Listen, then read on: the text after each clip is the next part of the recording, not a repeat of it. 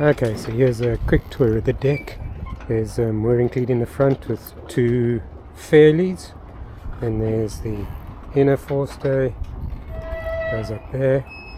Of course, all the rigging is Dyneema. Then as we go around, there's three cleats, three low friction rings over here for the main, the jib and the Jenica. And then on the other side there's main jib Jenica as well.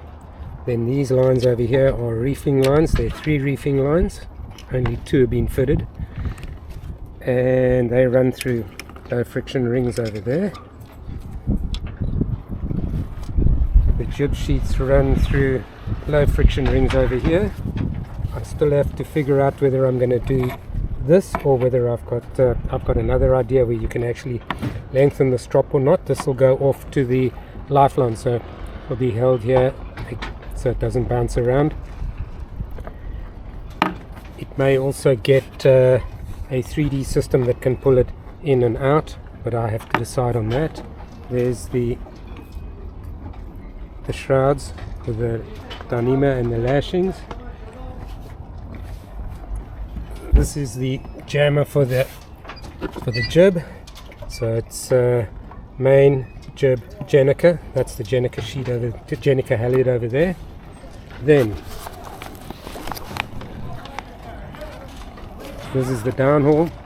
The kicking strap goes back to this cleat over here.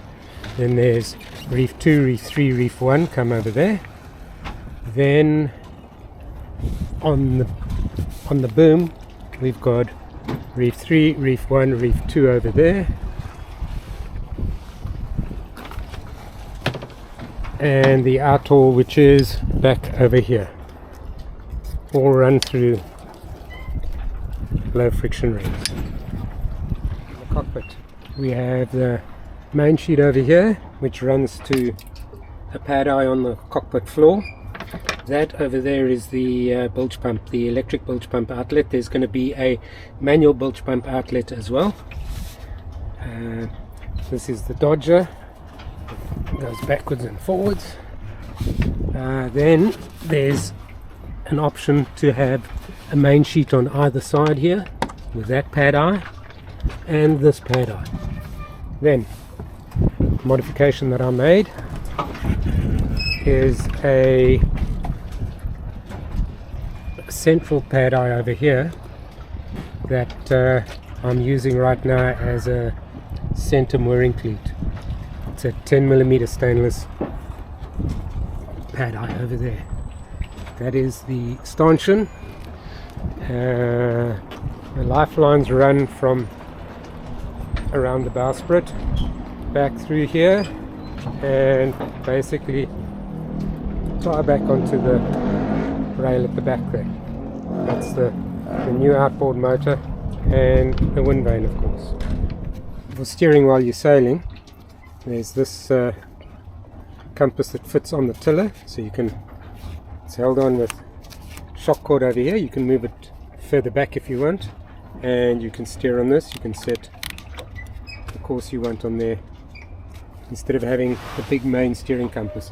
The main steering compass is going to be on the bulkhead, will be stored in the bulkhead, on the bulkhead.